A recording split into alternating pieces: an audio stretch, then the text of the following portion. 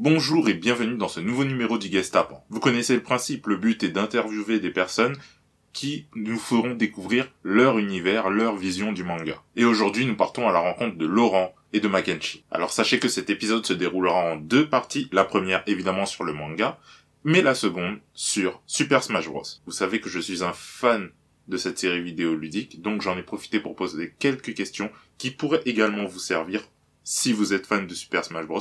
Alors si vous êtes plus intéressé par le manga, ce sera en première partie vidéo juste après l'intro. Et si vous êtes plus intéressé par l'univers de Smash Bros, ce sera plus en deuxième partie de vidéo. Sur ce, je vous souhaite un bon visionnage. Salabada.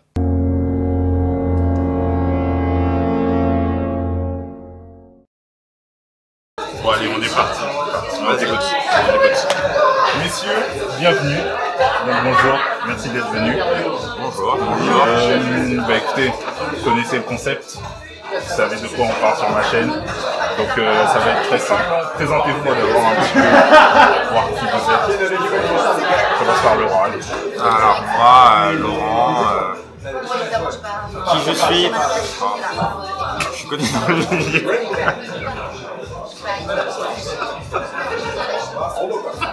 Moi j'aime bien, donc du coup, non mais écoute, c'est super ce que t'avais, c'est super, continue. Non c'est bien. Qui je suis, telle est la question. Je suis encore en train de chercher à l'heure d'aujourd'hui, mais je suis là, voilà. Fan de manga depuis mon plus jeune âge, j'ai vu tout et n'importe quoi, surtout n'importe quoi. Mais ouais, fan des shonen, bon j'en passe, j'ai commencé avec Dragon Ball Z, Chevalier Zodiac, Ranma, Demi,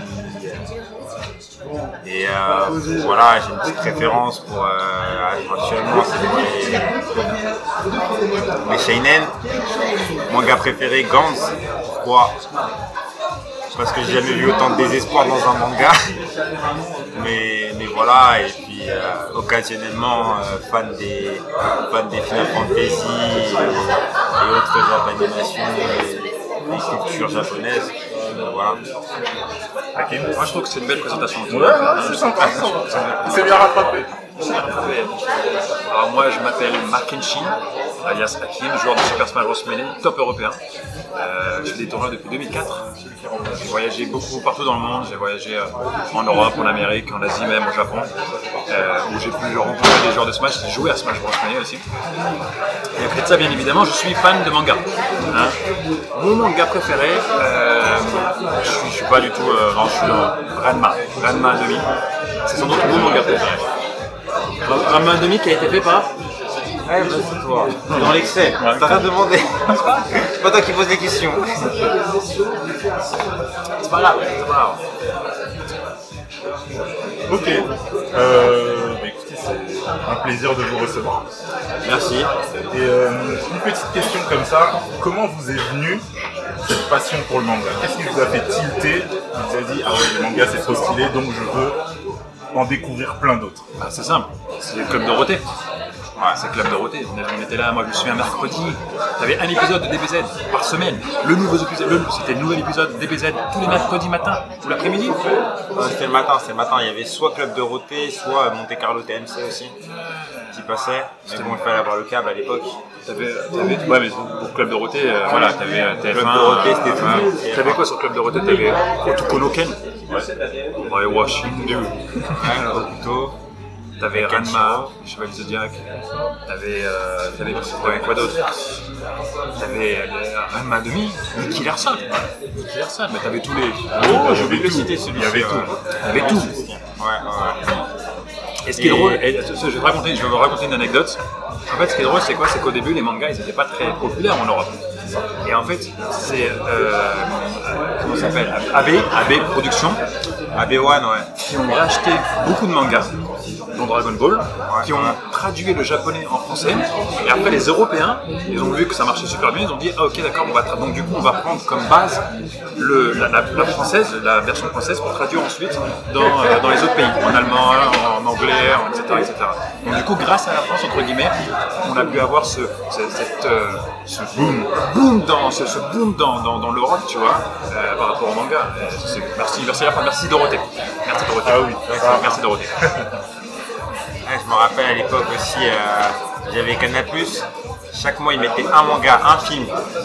Sur Canal+, j'ai pu voir Macross, Akira, Escaflowne aussi qui passait un peu plus tard avec C'est plus Cléo. Tous les dimanches, les visions d'Escaflowne. Ah, ça c'était ouf. Hein. Et mercredi aussi, il y avait Evangelion. Evangelion le mercredi? Ouais, Evangelion. Il y avait pas mal de choses quand même. Hein. Il y a pas mal de choses.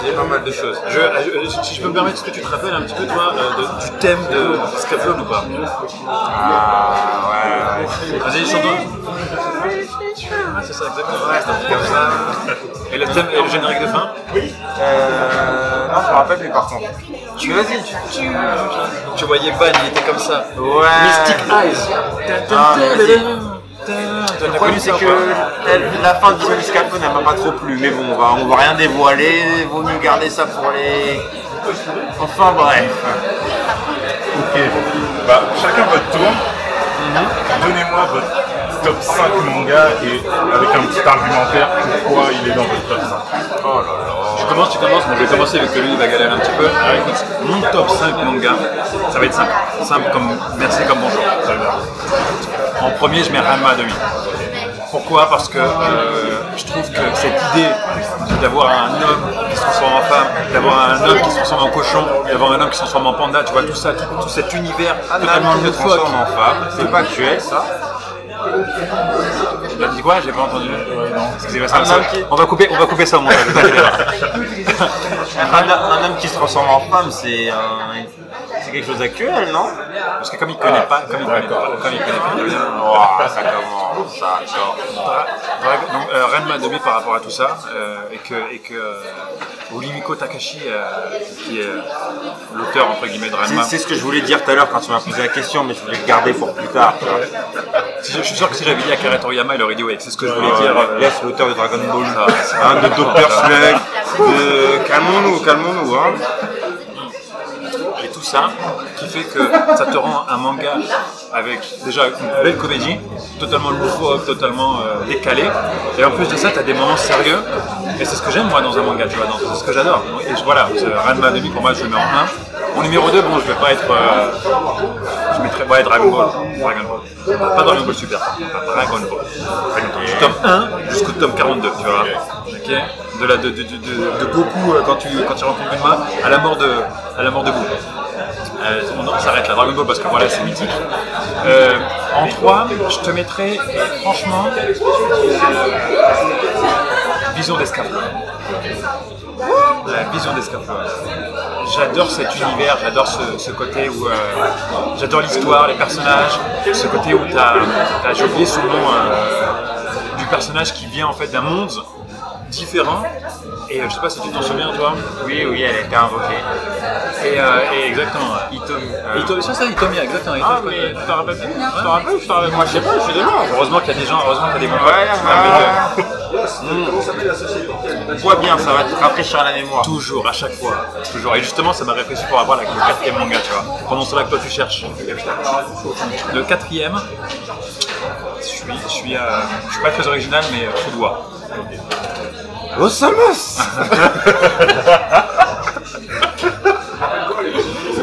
Ça, exactement. Ok. Pas mal. Foudoir, voilà pourquoi Foudoir, parce que les gars ils réussissent à mettre une bouffe, enfin un truc banal, en manga extraordinaire, tu vois, t'as de l'action, alors que les gars en fait ils sont juste en train de préparer des panini, tu vois. Depuis que j'ai vu Foudoir, je me suis amélioré en cuisine. Franchement, je reconnais plus ma cuisine. Ouais, mais c'est ouf. Et le 5e, c'est waouh. Mais elle a raison, c'est ça. Et le 5e, Hikaru no Go. Voilà, Hikaru no Go, je pense que, encore une fois, on a une histoire super originale avec Sai Fujiwara, qui va aider un petit sbire qui connaît pas du tout le jeu de Go et qui va justement apprendre le jeu de Go grâce à Saif, voilà, qui est un fantôme. Je sais pas si tu connais ou pas, tu as connu un petit peu. À part la musique, je crois que j'ai pas trop accroché. Mais bon, il y en a beaucoup qui ont vu ce manga et qui se sont décidés, j'ai vu Ikari no Go, donc maintenant je me mets au jeu de Go. Tac, et ça pose des Go, tac, tac, tac. Bon, a priori il y a des 10e dan en France, je suis pas trop sûr, mais bon. Jeu de Go. Et toi du coup? Moi, numéro 1, Gantz. Gantz. J'ai jamais eu autant de frissons quand je regardais un manga. Tu commences le scan, tu commences l'épisode, à la fin, tu ne sais pas qui va mourir, c'est le Game of Thrones du manga pour moi à l'heure actuelle. Donc ça, c'est bien avec le thème super shooter, n'est-ce pas? Super shooter, exactement. C'est mon manga numéro 1. Deuxième, Groove Adventure Rave. Ça peut être étonnant, mais c'est un manga shonen avec un début, un milieu, une fin. Et quand tu vois la fin et tout cet enchevêtrement en fait, d'événements qui sont passés avec le passé, etc., le futur, tu dis ah là, bravo. Alors, heureusement que tu as dit ça parce qu'un shonen avec un début, un milieu, une fin, on y a tous. C'est logique. C'est logique. Heureusement que le gars continue, tu vois. Mais tu vois, franchement, quand je vois la fin de Vision d'Escaflowne, je me pose des questions. Tu sais pourquoi? Parce que t'as pas vu les OAV et les films. Ah voilà, ça commence. T'es obligé de faire des OAV et des films pour finir un manga. Toujours. Mais effectivement, c'est vrai que j'ai pas vu le film. Je crois que j'ai vu les OAV. Et j'ai vu que c'est de là. Bref. Troisième. Bon, alors celui-ci, il est un peu compliqué. Mais effectivement, Evangelion, c'est spécial. C'est spécial, il faut accrocher. Les épisodes ne complètent pas le manga. Mais en fait c'est vraiment un manga psychologique. Il faut vraiment rentrer dans la tête du héros, des autres personnages et tu vois que en fait il y a quelque chose derrière. C'est pas juste des gros mechas qui s'affrontent contre des aliens et qui veulent défendre la Terre. Ça va plus loin que ça. Moi je pense même que dans Evangelion, le générique du début fait tout simplement tout l'anime, tu vois. Il n'y a pas que le générique du début, hein. Il y a même aussi ceux des OAV, des films et tout. Oui, Tamashino, le Fula, Non, il y avait de l'investissement. Donc ça fait mon top 3, top 4. Ouh là là, top 4, c'est un peu compliqué là, il y a pas mal de mangas. Le temps qu'il cherche, moi je vais te chantonner le début de Evangelion, d'accord? C'est comme ça.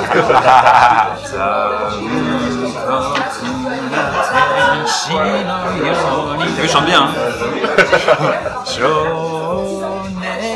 On aurait dû faire ce karaoké quand j'y pense, hein.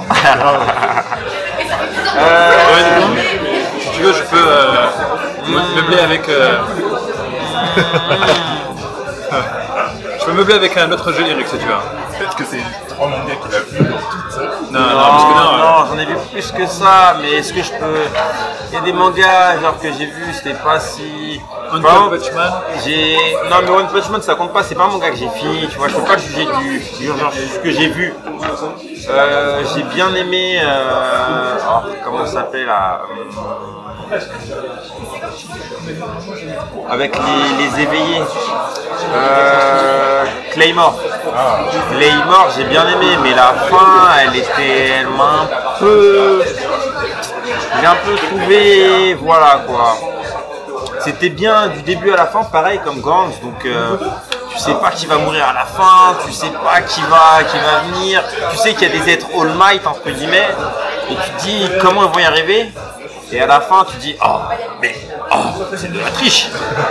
Enfin bref, et l'histoire n'a pas été poussée comme par exemple, j'aimerais bien mettre Berserk dedans, mais c'est pas fini encore. C'est pas fini, mais waouh, début à la fin, waouh. Je pourrais peut-être mettre Là on a du Nanatsu no Taizai qui vient juste de finir, qui est pas mal, très intéressant, un shonen comme j'aime, histoire d'amour, combat, être All Might, ce qu'on aime.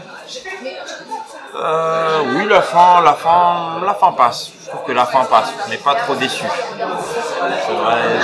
Donc ça serait mon top 4. Là on a moins 50 là, on a moins 60 abonnés là. Moins 60 abonnés. Wow. Et top 5, Dragon Ball, hein.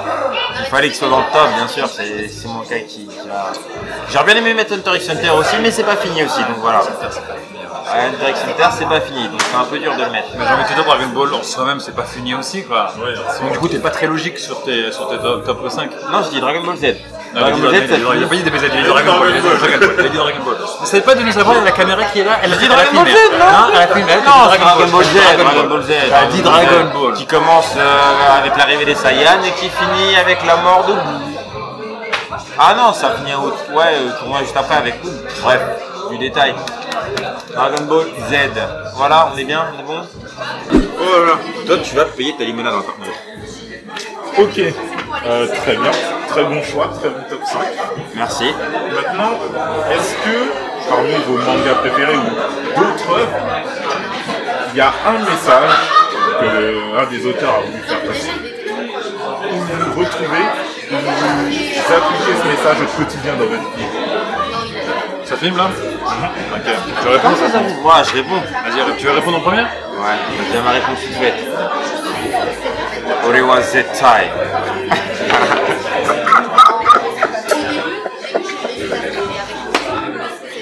Sérieux?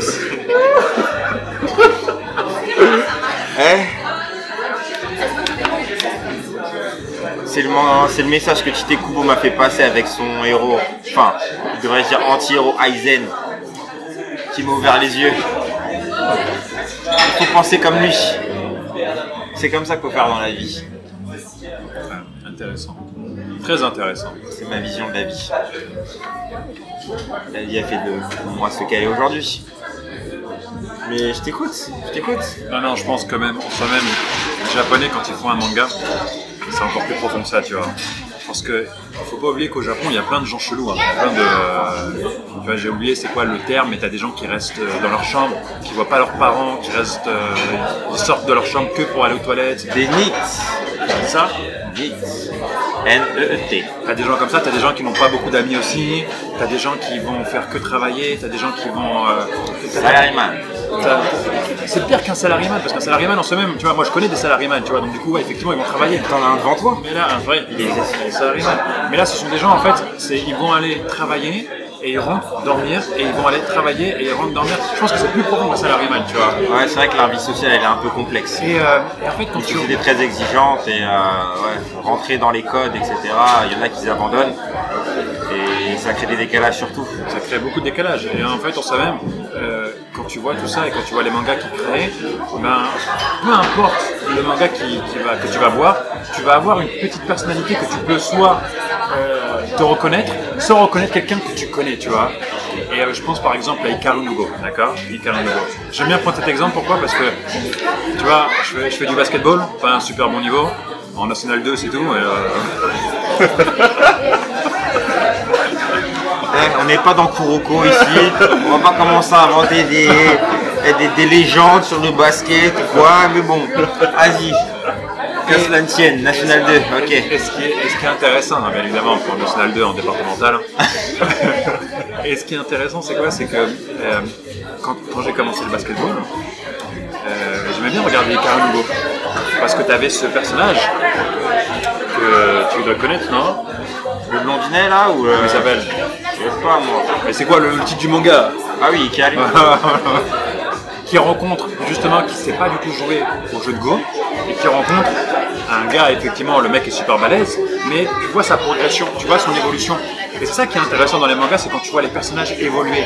Un petit peu comme dans les séries américaines, où je te prends par exemple The Walking Dead. Entre l'épisode 1, saison 1 et l'épisode 1, saison 8, le personnage de Rick est totalement différent, tu vois. Et c'est ça qui est intéressant dans les mangas, c'est quand tu vois l'évolution des personnages, que ce soit en bien, que ce soit en mal, c'est toujours... Mais je vous rassure, hein, dans la vraie vie, c'est pas comme ça du tout, d'accord? Que les choses soient bien claires. Bien évidemment. Mais tu te dis en fait, tu te dis juste que si lui, il a été capable de le faire, pourquoi pas moi? Alors pas à ce pas, lui. Il arrivera jamais en NBA, d'accord? Que les choses soient claires. Il n'arrivera jamais en NBA. Mais bon, impossible que j'arrive en NBA. fois que si je m'entraîne avec Kobe Bryant pendant une semaine ou 2 semaines, je pense qu'il y a moyen, tu vois. Voilà, la retraite dans la montagne, spéciale des spéciales japonaises. Comme Baki va se retirer dans la montagne une semaine, il va revenir, ça sera plus le même homme. Plus le même homme, exactement. Il y a souvent ce genre de choses dans les mangas. Et c'est ça qui est intéressant, c'est vraiment le fait de pouvoir se reconnaître, pas totalement, hein, mais un petit peu, un petit détail.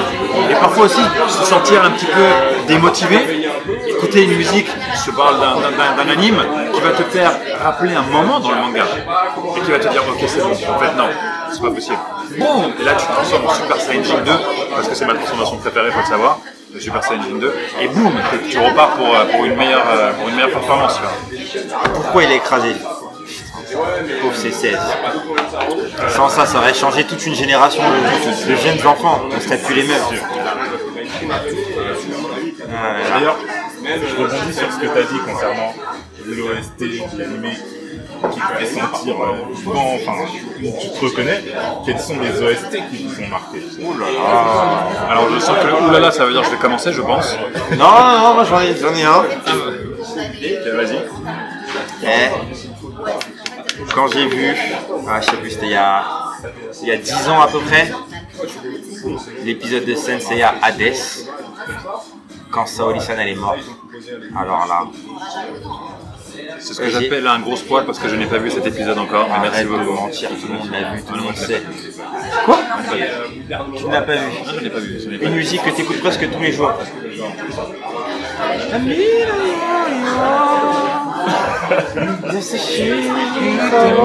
Ah, mais je crois que je l'avais pas vu. Ok, ça suffit.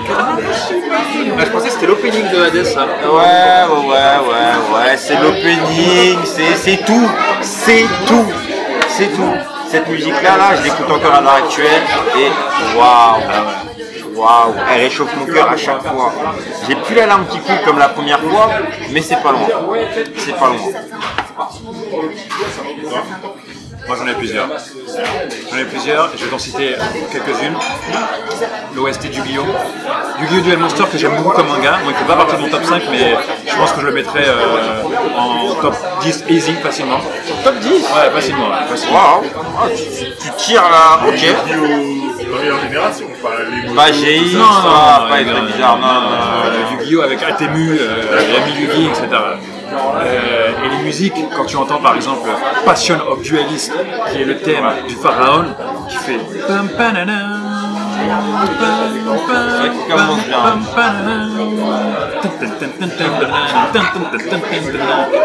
la musique elle est déjà emportée, la musique elle te booste, franchement la musique elle te booste, et pour te dire que ça se voit qu'il est possédé, il a l'âme des cartes. C'est l'âme des cartes, l'âme de la vie même, l'âme de la vie, pas l'âme des cartes. Déjà je t'ai donné une chanson, mais l'OST de Yu-Gi-Oh! Duel Monster est excellent, d'accord. T'as bien évidemment l'OST de DBZ, rien à dire dessus. Les musiques ont été créées, en fait c'est là où tu te rends compte que quand tu entends des musiques et que tu les écoutes dans les animes, tu te dis ces musiques ont été créées spécialement pour... Tu vois, ça se mélange tellement, c'est tellement en harmonie, tu vois. C'est comme si t'écoutais, je sais pas si tu connais un peu la musique classique, mais c'est comme si t'écoutais genre une musique de Mozart, et tu sais que c'est du Mozart, tu vois. Tu vois, ça se mélange bien. Ah, ça me rappelle les épisodes de Bleach, ça aussi, hein. La musique était parfaite, ça se mélangeait bien. Bon, je ne parle pas de Boku no Hero, mais bon. Tu vois, j'allais le dire. Ok, bon, les grands esprits se rencontrent, comme on dit. My Hero Academia. Alors je suis désolé, mais My Hero Academia. Ah, ok, bon, on va dire oui, on va valider. T'as 3-4 musiques que quand tu les écoutes, tu te dis c'est pour My Hero Academia. You say run. Et il y a un truc qui est très intéressant, je sais pas si tu as vu sur internet, c'est ils ont mis justement du Stay Run sur différentes situations, différents moments d'anime, de la vie ou de je ne sais quoi de film, et la musique elle se mélange tellement bien. Elle est extraordinaire cette musique. Hein. Elle est excellente. Vous savez comment?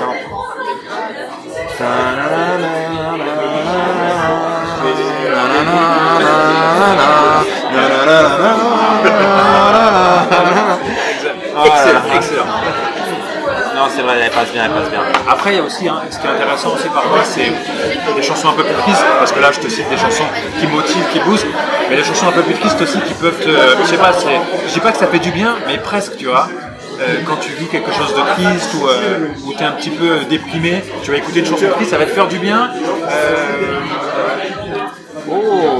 Moi, je pense à Sadness and Sorrow de Naruto. Oui. Pas mal, ouais. C'est Une des plus connues. Elle est très très belle cette chanson. Je sais pas si tu connais un petit peu Samurai H-Cool. Non. T'as des très belles chansons justement dessus. Mais genre même on parle de My Hero Academia, My Hero Academia aussi. Les chansons tristes elles sont très belles. Les musiques de DBZ tristes aussi elles sont très belles. Je pense par exemple au moment où Bojack affronte Gohan. T'entends. Oh là là, oh là là, oh là là, oh là là. Je ressens encore l'électricité. Non, non. Dommage qu'ils aient censuré les scènes, mais bon, vas-y, sans commentaire. Parce qu'il a pas vu l'OAV, le téléfilm pardon, en version originale sous-titré français, il a vu ça en français. Donc du coup il a raté 80% du téléfilm. Désolé pour lui. Je vais le revoir ce soir, je pense.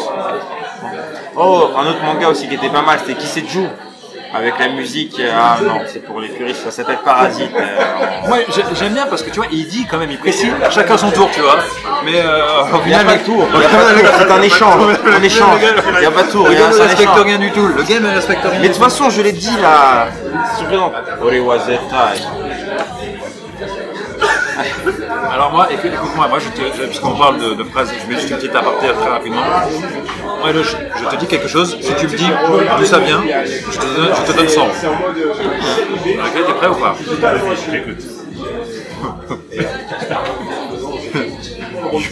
Yomigar, Tenkuru Kami, Who's this? Who's this Dato? C'est super simple. Ah, c'est super ça. C'est quoi? Non. C'est Yu-Gi-Oh, dommage, Yu-Gi-Oh. Yu-Gi-Oh. Oui, Osiris. Le dieu Osiris, il a invoqué la carte. Yumigaru, invoqué et... Vu qu'il va couper, attends justement, et les musiques, attends je reprends, et les musiques Death Note aussi, tu vois quand t'écoutes les musiques Death Note, tu vois quand je sais pas, quand t'as un élan tu vois t'écoutes Lao, je me souviens plus trop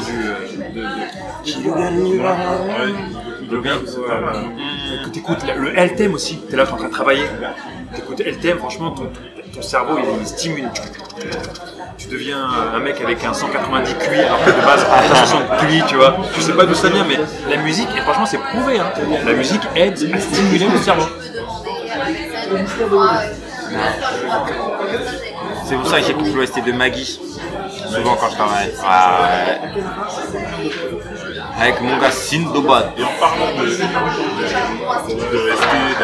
d'Opening, etc., qu'est-ce que vous pensez du dernier One Punch Man avec ça? Sans commentaire. Sans commentaire. Moi je vais commenter quand même. Je trouve que One Punch Man, c'est un anime qui est un petit peu trop surestimé. Ouais, je le dis. Non, il est très surestimé. Et la saison 2, moi je la trouve pas intéressante en fait.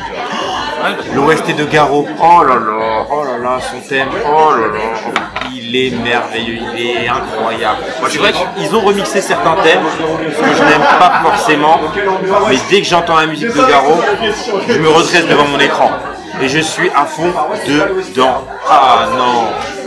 Non, là je suis pas trop d'accord. Attends, de toute façon c'est le début de la saison, ça va venir. Mais pour être en avance au niveau des scans, le retranscrit de l'action est vraiment bien fait. Après c'est mon avis personnel, mais moi je respecte totalement les gens qui aiment bien One Punch Man, il n'y a aucun problème. C'est un bon manga, d'accord? Mais je trouve juste qu'il est juste surestimé. Voilà, c'est juste ça. Comme il y a des gens qui peuvent penser que Dragon Ball est surestimé, moi je trouve que One Punch Man est surestimé. On va pas débattre dessus, parce que j'ai pas envie de t'écraser devant la caméra alors que je sais que j'ai des arguments qui sont très valables. Voilà, passons à autre chose. Ça sera sûr pour une autre vidéo. Mais il n'y a pas de souci. Punch Man, moi je pense que la seconde œuvre de One, Mob Psycho, a plus de potentiel que One Punch Man. Et moi c'est ce que je pense. C'est Parce vrai. qu'au niveau de l'histoire, du scénario, il y a plus de choses à faire que One Punch Man. C'est vrai. Mais non, je sais pas si on va vraiment débattre sur One Punch Man, mais disons que One Punch Man, en fait, l'histoire n'est pas focalisée sur Saitama. Faut pas se dire que c'est Saitama, en fait, l'axe principal de l'histoire. On nous introduit Saitama, ça nous permet de nous introduire l'univers des héros, etc. Mais ce qui est bien, c'est que l'histoire en fait se déroule à côté des autres personnages tout autour de lui, et lui on voit un peu son évolution, mais sans vraiment être une évolution comme un shonen régulier, parce que on va pas se mentir, il est déjà au sommet de En l'échelle. fait, exact, et c'est ça en fait que j'aime pas dans cet anime. Enfin, ce que j'aime pas, que je trouve ça un peu dommage, c'est que l'évolution du personnage, entre guillemets, même s'il n'est pas principal, il représente le manga. Ça, quand tu achètes un tome de One Punch Man, tu vois Saitama sur la couverture, tu vois. Tu penses ça, One Punch Man, Saitama. Et en fait, l'évolution du personnage n'existe pas. Et juste avant, je vous parlais justement de voir des personnages évoluer entre le tome 1 et le tome 42. Je prends Goku par exemple, d'accord, ou même n'importe quel personnage qui évolue, ça c'est intéressant. Mais là, le mec n'a pas évolué. Voilà, mais après, je respecte que les gens peuvent apprécier. Ouais, mais tu veux me pointer du doigt, mais en soi, c'est pas son évolution à lui qu'on suit, mais c'est par exemple son sidekick, Genos. Thanos, non, le gars. Oh là là, ça commence. D'ailleurs, c'est qui plus fort entre Thanos et Saitama? Question suivante. Ok. Je me souviens, époque convention, avec toi également. Aujourd'hui, Attends, faut pas dire comme on a gagné la Wii, hein, c'est interdit. aujourd'hui, que pensez-vous des conventions? Quel œil vous avez sur les conventions d'aujourd'hui? Tu commences ou je commence? Bah écoute, c'est toi le plus habitué, donc à toi l'honneur. Ouais. Écoute, les conventions existent depuis longtemps. Et moi, j'en fais depuis 2004, 2005, 2004. J'ai fait la Japan Expo 2004 en tant que visiteur. Et en fait, j'ai remarqué que au plus le temps passait et au plus les gens, le public changeaient. Et aujourd'hui, alors c'est mon avis, je trouve ça un peu dommage parce qu'avant, il y avait une belle énergie, tu vois, genre il y avait moins de monde déjà, donc du coup tu pouvais plus facilement te faire des contacts, c'était comme une petite famille. Je pense par exemple, après moi comme j'étais chez Nintendo, une ligue, et que je représentais Nintendo, on s'amusait bien avec Soei qui était une association de manga, d'anime, avec Ligue Japon, avec les gars de Just Dance, League Dancing, je crois que ça s'appelait comme ça, tu vois, qui proposait des jeux de danse, et tout ça en fait, et du coup on était comme une petite famille. Aujourd'hui il y a tellement de visiteurs, aujourd'hui c'est devenu tellement plus business, et je te donne un exemple tout con. Laurent, qui est l'organisateur de Paris Manga, je sais pas si tu as connu les premiers mangas qui étaient à Porte de Champéret. C'était... Ça remonte, hein. C'était petit, c'était bien, il n'y avait pas beaucoup de monde. Aujourd'hui, les Paris Manga, ils sont à Porte de Versailles. Aujourd'hui, si tu veux avoir un stand au Paris Manga, tu payes 2400, 3000 euros. Alors qu'à l'époque, c'est eux qui invitaient les gens, d'accord? C'est eux qui invitaient les gens. Et en fait, au plus ça avance, et au plus c'est devenu le business. Et c'est ça qui m'embête, c'est ce côté business. Et on perd un petit peu ce côté appréciation, ce côté fan, ce côté, cette valeur, tu vois. Dès qu'il y a de l'argent quelque part, au final tu perds tout. Et moi c'est ce qui m'est arrivé. Au début quand je faisais des trucs avec Nintendo, je le faisais gratuitement. Et puis après comme c'est devenu un business, j'ai été payé, j'étais rémunéré. Et après au final, maintenant pour commenter sur scène, quand je commentais sur scène du Smash Bros, je voulais quand même un minimum de thunes, tu vois. Et c'est rentré en moi. Après, je sais pas si c'est parce que j'ai grandi aussi, mais aujourd'hui tu me demandes de faire une convention gratuitement, c'est mort, c'est plus possible. Alors que j'ai fait ça pendant 2-3 ans. Ouais, mais t'apprends l'expérience aussi. Et puis le même qui a 2-3 ans auparavant. Ouais, ça c'est... Réponds à la question. Moi, par rapport aux conventions, j'ai toujours été là-bas en tant que visiteur. Donc c'était vraiment par plaisir. J'allais principalement pour les tournois. À l'époque, Naruto, Street Fighter, mais je vais pas dire. J'allais en convention avec eux. Ouais, bon, j'avoue. C'était... Moi, je faisais le tour, eux, Street Fighter, tu peux le monter. C'était ça. Avec César. Ouais, on pouvait jouer mon acolyte, ma valeur sûre.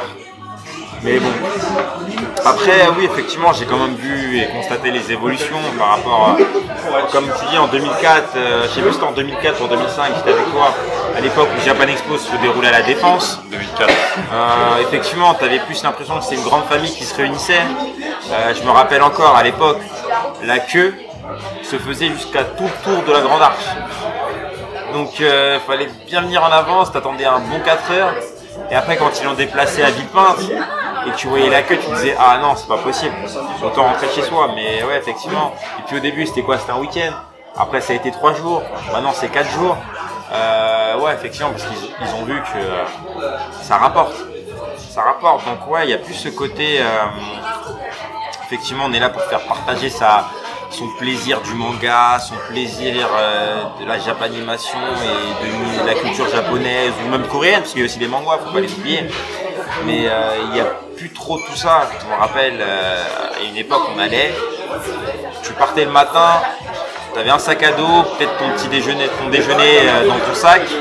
Tu rentrais le soir, plein de goodies, trucs que tu avais eu gratuitement parce que voilà, il y avait Nintendo qui balançait des goodies à tout savoir quoi en faire, d'autres stands qui donnaient un manga gratuit pour voilà, que tu découvres le manga, que ça t'incite à in fine l'acheter, mais ça motivait quand même un peu plus.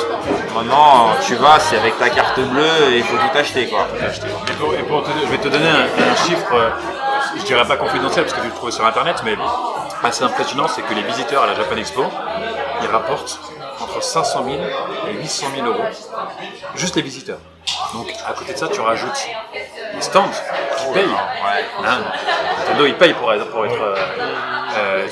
Sony, Microsoft, je sais pas s'il y avait Microsoft, mais tu vois, tous ces gros stands, Sega, ça n'existe plus, mais tout ça. Donc t'imagines, tu rajoutes, ils payent entre 3 000 et 5 000 euros la place au stand. T'imagines, la place, ça peut monter jusqu'à 1 million d'euros, tu vois. Facile. Ouais, c'est fou. Facile. Ouais.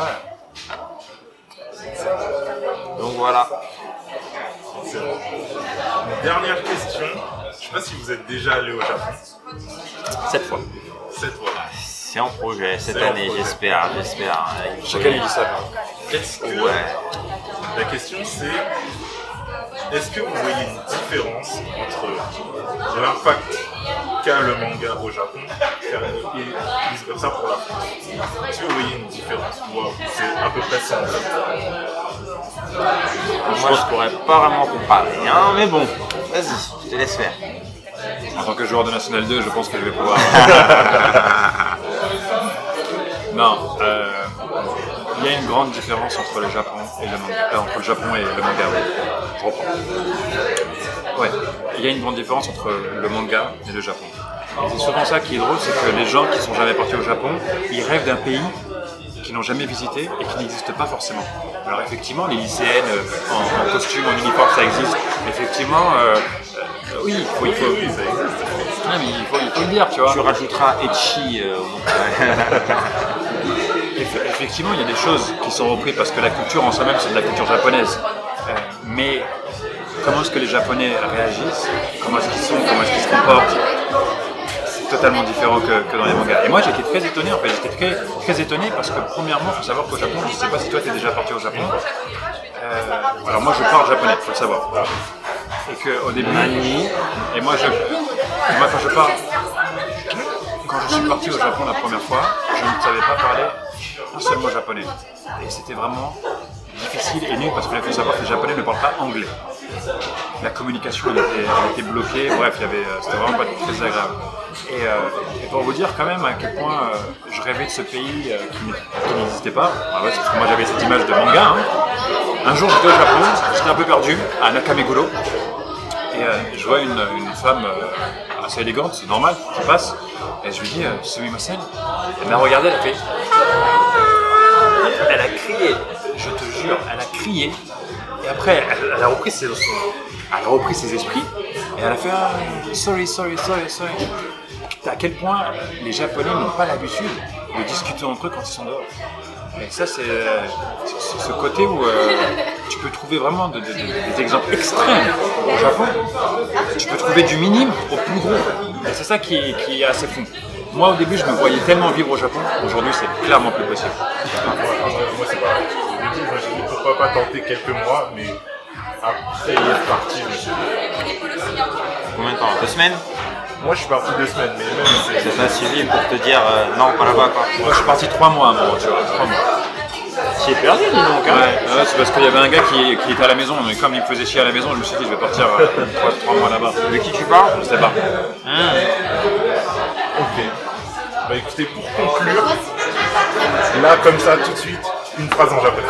N'importe laquelle. J'en ai déjà dit plein. La dernière. Je laisse commencer. 俺の心はみんな手がってつながってる心が俺の力だ。Alors, Irashaimase. tu sais c'est dans quoi ça ou pas? Tu sais c'est dans quoi? C'est dans Kingdom Hearts. C'est Sora qui dit ça. Il n'y a que les fans de Kingdom Hearts qui peuvent comprendre ça. Tu vois ce que je veux dire? Les true, les vrais fans. Pas les tapettes de merde qui n'ont jamais fini Kingdom Hearts 3. Ouais, j'ai pas le temps d'y jouer. J'ai pas le temps d'y jouer. Je n'ai pas le temps d'y jouer. Il y en a qui sont salariman ici. En tout cas, merci beaucoup. Merci à toi, c'est un réel plaisir. On va passer à ce match. Allons-y.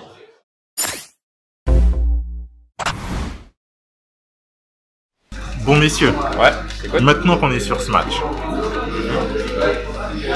quel est le Smash qui vous a le plus marqué? Mêlée. L'autre est trop concentré. Quoi? Déjà? Ah oui, blague. Et pourquoi mêler, Hakim? Plus technique, plus profond, plus tout. Ok. Et tu mènes qui sur mêlée? Mars. Mars? Et tu penses quoi que tout le monde prenne Fox en fait? Est-ce que c'est vraiment le meilleur personnage du jeu pour toi? C'est de loin, c'est le meilleur personnage. De loin? du jeu. Mais c'est le personnage aussi le plus compliqué, tu vois. D'accord. Mais au final, moi j'aime bien les joueurs de Fox, parce qu'avec Mars, je connais bien le match-up, donc du coup, je suis capable de battre même les plus gros joueurs de Fox du monde. Hein. D'accord. Qui est-ce qui prenait Mars au début? C'était pas Mewtwo King? Ah, il est encore, enfin, là il a fait une pause sur mêlée, mais Mewtwo King c'est un joueur de Mars et de Chic. D'accord. Et il a influencé énormément par rapport au jeu. Énormément. Et ce qui est ouf, c'est quoi? C'est que. Tu vois, tu peux regarder comme ça. Ce qui est ouf, c'est quoi? C'est que aujourd'hui, maintenant, les joueurs de Mars, ils copient énormément sur Mewtwo King. Parce qu'il avait un style, enfin, il a un style très, très spécial. Très agressif, très puniche, très beaucoup. Ouais, comme ça, là, je suis en train de te faire. Oui, de toute façon, il voit pas l'écran. Et toi Laurent, mêlée, ça te rappelle des souvenirs? Ouais. Horrible. Non, en tout cas. Horrible. Non, j'ai adoré Melee. C'est pour Melee que j'ai acheté la GameCube en fait à la base. Et quel main t'avais? Mars. Mars aussi? Ouais. J'aime bien les épées, j'aime bien. Vous avez commencé sur 64 aussi, Smash Bros? Ouais. Ouais. Mais pas en compétition, Pas en compétition. en casual. En casual, c'était Smash 64. Après, j'ai découvert justement la compétition de mêlée en 2004 à la Japan Expo. Et c'est là où tu vois en fait que le jeu, il a beau être un party game, il peut tellement se jouer à haut niveau. Et il est très souvent surestimé, Super Smash Bros. Melee, hein. Très souvent surestimé sur le fait que les gens ils pensent vraiment que c'est un Mario Party. Alors que le jeu c'est l'un des jeux les plus techniques des jeux de combat que tu peux trouver. Hein. Il est plus technique qu'un Street Fighter, plus technique. Oh, calme-toi, Si, calme-toi. je te le dis, moi je te le dis. Plus technique qu'un Street Fighter, plus technique qu'un Guilty Gear, plus technique que énormément de jeux. Ah. Mais j'avoue, il n'a pas tort, c'est pour ça qu'il est pourri. Et que pensez-vous de la hype Ultimate actuellement? C'est mérité. C'est mérité? Ouais, c'est mérité. C'est un bon jeu Ultimate. C'est pas mêlé, mais c'est un bon jeu. Et toi Laurent?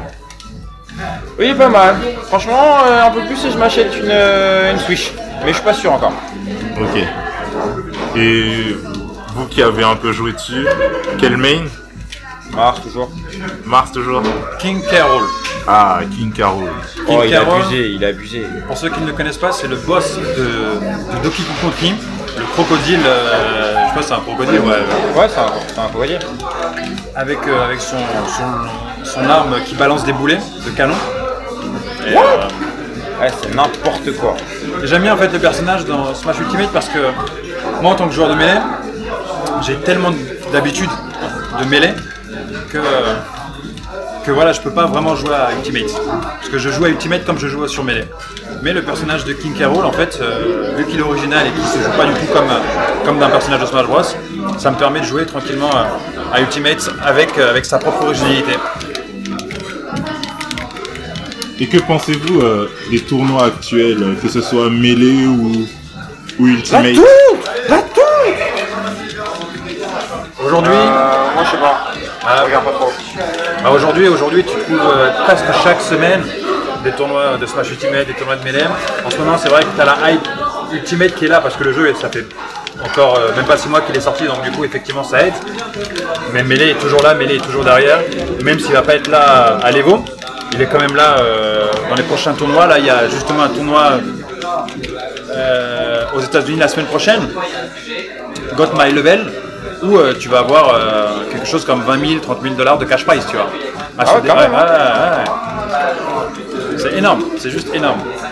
Et qui sont les très bons joueurs français de Melee et les très bons joueurs français actuels d'Ultimate? Ultimate, je te sortirais Gluttony, Léon. Après, il y en a d'autres, hein, mais que je connais. Je te sortirais ces deux-là. Gluttony, lui, il a un niveau mondial, tu vois. Il a un niveau mondial. C'est pas un niveau français qu'il a, c'est un niveau mondial. Léon, lui, c'était un ancien joueur pro de Smash Bros. Qui avait un niveau mondial. Il a pas aimé Smash 4. Là, il se lance à Ultimate parce qu'il aime bien. C'est vrai que la transition entre les différentes versions, c'est souvent compliqué. Hein. Il faut aimer, il faut que ça te parle. Si le jeu, tu dois réadapter toutes tes sensations parce que le jeu, c'est un jeu différent en soi. En fait, il retrouve l'univers, mais c'est différent. En fait, il est différent, mais sans être différent. Les joueurs de Melee, ils vont te dire que Smash Ultimate, c'est Smash Wii U 4.5. D'accord. Les joueurs de Melee, comme Smash Ultimate, c'est Smash Wii U 4.5, ils vont pas être très intéressés. Malgré le fait que, franchement, Smash Ultimate est largement mieux que Smash Wii U, il n'y a aucun souci pour ça. Mais c'est pas Melee, c'est juste pas Melee. Après, pour répondre à ta question, je pense qu'ils ont tous les deux une communauté différente. Et donc sur Melee, sur Smash Ultimate, tu as Gluttony qui est un joueur mondial et Léon qui sans doute va devenir un meilleur joueur européen très bientôt, et d'autres joueurs dont j'oublie leur nom. Et sur Melee, tu as beaucoup de joueurs. Tu as Mackenzie, donc moi, tu as Mayhem, tu as Charlon, en France hein, bien évidemment. On a tous les trois un niveau européen, même mondial, on a tous les trois un niveau mondial. Après le reste, ils ont des niveaux européens mais pas mondial. Voilà. Ok. Toi qui as l'expérience des tournois, quels sont les conseils que tu donnerais à des nouveaux qui découvriraient la communauté Smash et les tournois irréels et la différence qu'il y a avec les tournois online? Aujourd'hui, ce qui est intéressant par rapport à l'époque, c'est que tu as Internet. Donc du coup, tu peux bien suivre l'actualité de la communauté, que ce soit française ou européenne, ou même mondiale, Twitch, pour les tournois. Donc du coup, c'est intéressant. Et tu as aussi Netplay. Donc moi, je dis pour les nouveaux qui veulent commencer Smash Melee, d'aller tout simplement netplayer un petit peu, même beaucoup, sur le Discord. Alors Discord, je sais pas si tu connais, je sais pas si le Discord... Smash GG, non? Non, c'est pas Smash GG. Aujourd'hui, les Discord, ça a remplacé les forums. Maintenant, aujourd'hui, les forums n'existent plus, okay. Sauf sur les gros sites comme jeuxvideo.com. Mais et encore, ils ont leur Discord à jeuxvideo.com. Mais tu as le Discord de la French Melee, qui est la communauté française de Super Smash Bros. Melee. Okay. Qui t'explique un petit peu qu'est-ce que c'est que Smash, et aussi le fait de les tournois, les weekly, les sessions, etc. Tu as souvent ça. Donc pour les nouveaux, moi je leur conseille d'aller sur le Discord de Smash de la French Melee, d'aller voir le documentaire Melee que tu trouves sur YouTube. Ça c'est super important parce que ça hype en de ouf. Excellent documentaire d'ailleurs. Et le troisième, c'est d'être patient parce que c'est un long chemin. Melee, c'est pas Ultimate. Pour être bon à MLS, ça demande beaucoup d'expérience, et en plus de ça, beaucoup de travail. Sur Ultimate, même si je respecte le jeu, ça va demander beaucoup d'expérience. Parce que tu vas juste apprendre les match-ups, différents match-ups, parce qu'il y a beaucoup de personnages. Et la technique en soi-même dans Ultimate, même si elle est là, elle existe, elle est minime. C'est pas mêlé. En technique. Et toi Laurent, bientôt en tournoi ou pas? Never. Pourquoi? J'ai plus le temps. T'as plus le temps ou t'as pas le niveau? Oh, les deux. Ouais, on va dire j'ai fait un choix de vie. Très bien. Salarié man. Exactement. Je suis sûr messieurs, d'avoir mon argent à la fin de la journée. Messieurs, merci beaucoup. Merci à toi. C'était très intéressant. Et puis à très bientôt en tournoi. Avec jamais. Pour moi, ouais, sans doute. Hein.